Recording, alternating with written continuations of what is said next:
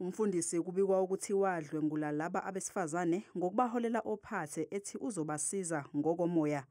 Isizathu sokuba ndivule icase because bendonela indlela bengiphila ngayo lately. December, I remember bekunzima noba ndiphume ngihlale endlini ndizivalele, ndi-depressed, ndisoyika abantu. Umphakathi obuthukuthele ugane unwabu ufuna livalwe leli bandla. This happens in a church where they're supposed to be protected spiritually, because one of the victims, she came here at the age of 13 years.